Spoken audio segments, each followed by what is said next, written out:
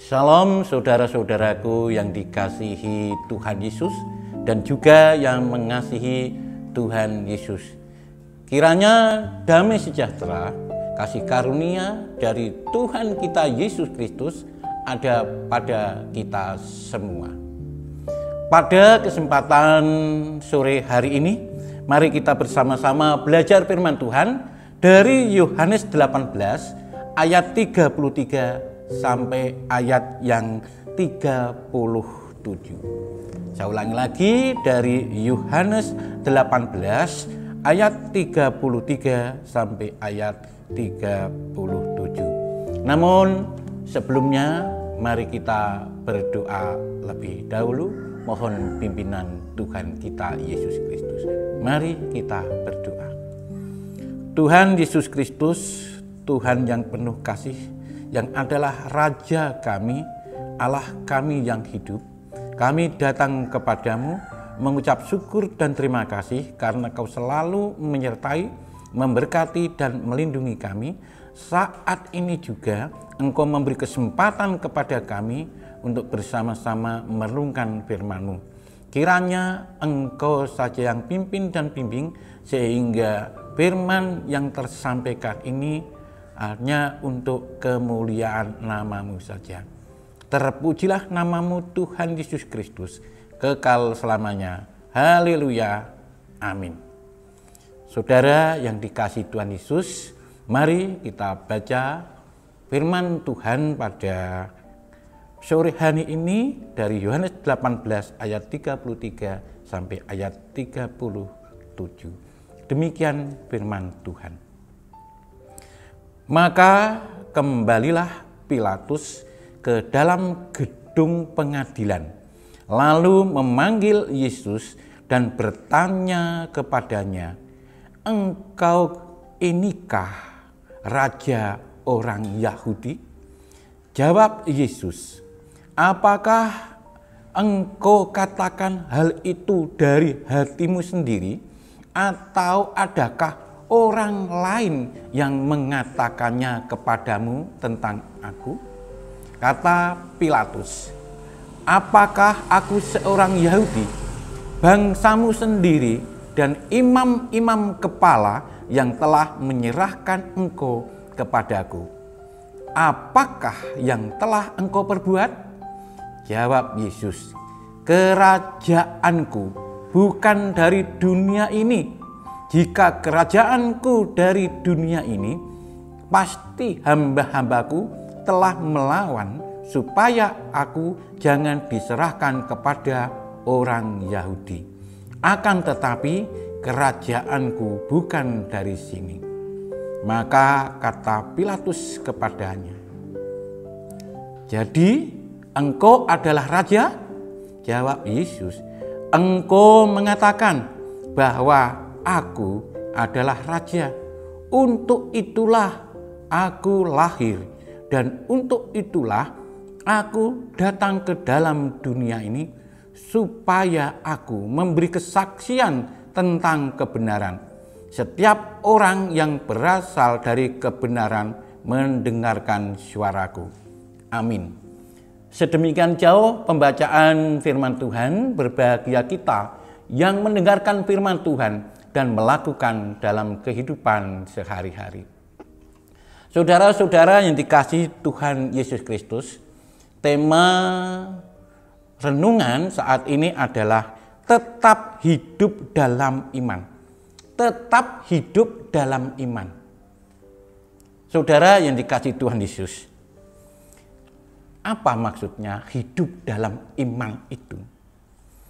Hidup dalam iman adalah hidup dalam kebenaran.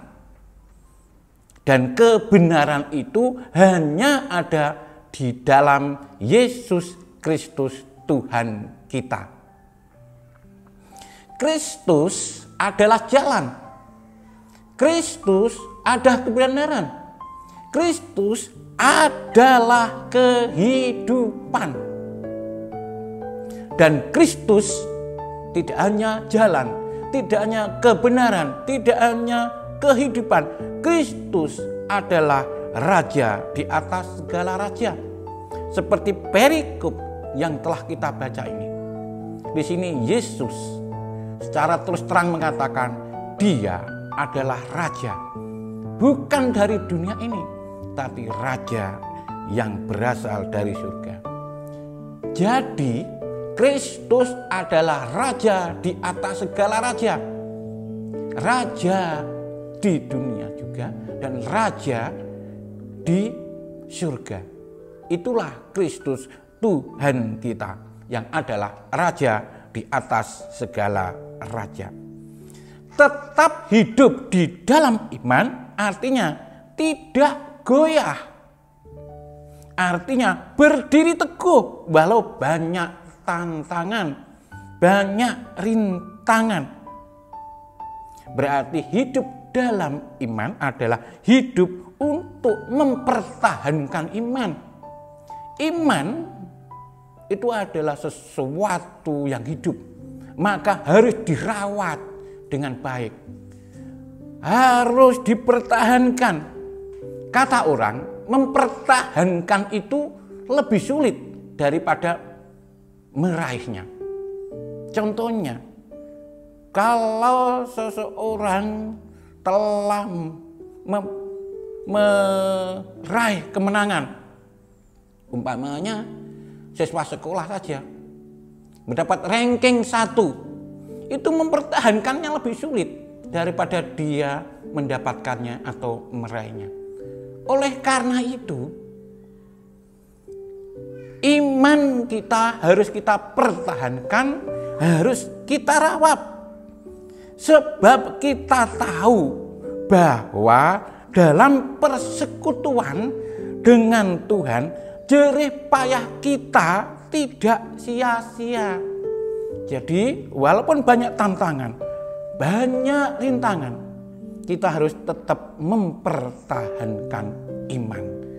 Iman kepada siapa? Iman kepada Yesus yang adalah Tuhan dan Raja di atas segala raja. Seperti yang telah kita baca dalam perikop ini. Yesus adalah sumber kehidupan dan kebenaran dan hidup. Itulah ya, iman kita. Kita harus beriman kepada Yesus yang adalah kebenaran itu. Nah, caranya bagaimana untuk mempertahankan iman supaya kita tetap hidup di dalam iman? Caranya, 1, menerima kehendak Allah, yaitu kehendak Kristus Yesus yang adalah Raja di atas segala raja. Menerima kehendak Kristus yang Raja dalam kehidupan kita sehari-hari. Tunduk kepadanya, tunduk kepada otoritasnya, tunduk kepada kuasanya. Karena kita tahu Allah turut bekerja dalam segala sesuatu untuk mendatangkan kebaikan bagi kita yang mengasihinya. Dan kita harus yakin dan percaya bahwa kehendak Yesus Kristus yang adalah Raja adalah yang terbaik bagi kita. Bukan kehendak kita yang baik. Kehendak kita jauh dari kebaikan. Tapi kehendak Kristus adalah kehendak yang paling baik dalam kehidupan kita. Maka kita harus tunduk kepada otoritas Raja kita, yaitu Yesus Kristus Tuhan. Mengapa kita menerima kehendak Kristus Raja? Karena Raja kita, Allah kita adalah satu-satunya sumber berkat bagi kita. Tidak ada sumber berkat yang lain kecuali Yesus yang adalah Raja kita. Maka untuk tetap hidup dalam iman, kita harus menerima kehendak Raja kita, yaitu Yesus Kristus Tuhan. Yang nomor 2, kita harus selalu memberi pujian dan hormat kepada Raja kita, yaitu Kristus Tuhan. Memberi pujian itu tidak hanya melalui kata-kata saja. Memberi pujian tidak hanya melalui mulut saja, tapi lebih daripada itu. Memberi pujian itu melalui ketaatan kita kepadanya, yaitu kepada Raja di atas segala raja. Sebab apa? Yesuslah yang menolong kita. Yesus memulung kita. Yesus itu pemulung yang luar biasa. Kita itu adalah sampah yang gak berarti. Tapi ketika kita diangkat, dipulung, diambil oleh Kristus, kita menjadi orang-orang yang berarti. Sebab kita semua bagi Yesus Tuhan kita adalah sangat berharga. Kita yang dari sampah diambil, dijadikan anaknya, itulah Raja kita yang luar biasa. Dia menebus kita dari kuasa dosa, dari kuasa iblis, dari kuasa maut. Itu bukan hal yang sepele. Kristus telah menolong kita, telah menyelamatkan kita, bahkan mati di salib juga untuk kita. Dia lahir ke dunia, dia datang ke dunia karena kasihnya kepada kita. Maka kita harus dan selayaknya memberi pujian dan hormat. Tidak hanya melalui mulut, tapi melalui ketaatan semua keberadaan kita. Andai kata kita ini punya anak. Anak kita hanya memuji di mulut saja, oh Bapak hebat, Bapak luar biasa, Bapak pintar dan sebagainya. Tapi tidak taat kepada nasihat orang tua, nasihat kita. Itu sama saja bohong. Demikian juga kalau kita hanya memberi segala hormat dan pujian hanya bagi Raja kita, tapi tidak taat kepada firman-Nya, itu sama saja bohong. Berarti iman tanpa perbuatan pada hakikatnya adalah mati. Itu saudara, supaya kita tetap hidup dalam iman, kita harus memberi pujian dan hormat kepada Raja kita yang adalah objek iman, yaitu Yesus Kristus Tuhan. Yang ketiga, saudara-saudara yang dikasihi Tuhan, adalah hidup mengasihi Raja kita atau hidup mengasihi Allah. Saudara yang dikasihi oleh Tuhan Yesus Kristus, hidup mengasihi Tuhan itu harus dengan segenap hati, segenap jiwa, segenap akal budi kita. Artinya apa? Kalau kita mengasihi orang lain saja, kita tidak mau orang lain itu tersakiti oleh kita. Kita selalu ingin orang lain yang kita kasihi itu bahagia oleh karena kita. Kita ingin selalu berjumpa atau rindu untuk berjumpa. Dan kita berusaha selalu dekat kepadanya. Itulah orang yang mengasihi orang lain. Apalagi ini mengasihi Tuhan. Kalau kita tidak rindu untuk datang kepada Tuhan, bagaimana kita dapat dikatakan mengasihi Tuhan, mengasihi Raja? Kalau kita tidak rindu selalu dekat kepadanya, itu kalau kita ngomong mengasihi itu sama saja bohong. Dulu sebelum ada HP, orang itu berkirim surat kepada kekasihnya. Kalau dia mendapatkan surat dari kekasihnya, wah, senangnya luar biasa. Ingin langsung dibuka dan dibaca. Dibaca tidak hanya sekali, berkali-kali. Karena itu surat dari kekasihnya. Demikian juga Yesus yang adalah Raja adalah yang perlu kita kasih, dan memang itu kekasih kita. Dia telah memberikan surat kepada kita. Suratnya adalah Alkitab ini. Seharusnya kita rindu untuk senang, untuk membaca surat Kristus, surat cinta Kristus kepadanya. Itulah mengasihi Allah. Sebagian seperti itu. Sesuatu yang berat pun terasa ringan kalau kita mengasihi orang yang kita kasihi. Aku punya teman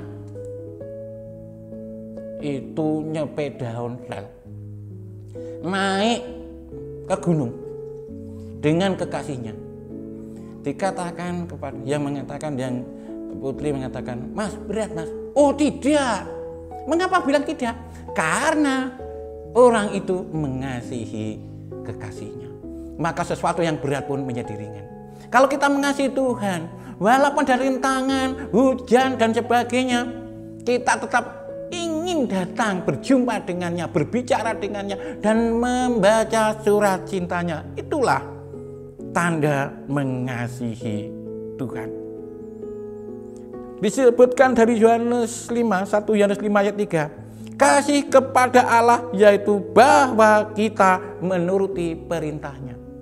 Kalau kita nggak menuruti perintahnya, kita nggak mengasihi Allah. Jadi, saudara yang dikasihi oleh Tuhan, kalau kita betul-betul mengasihi Allah, kita harus menuruti perintah Raja di atas segala raja, yaitu Yesus yang adalah kebenaran yang sejati. Jadi tetap hidup di dalam iman adalah menerima kehendak Kristus, kehendak Raja kita, memberi pujian dan hormat tidak hanya dengan kata-kata, tapi lebih daripada itu kita harus sungguh-sungguh melakukan ketaatan kepadanya. Yang nomor 3 adalah mengasihi Allah, tidak hanya dengan kata-kata, tapi dengan perbuatan. Amin.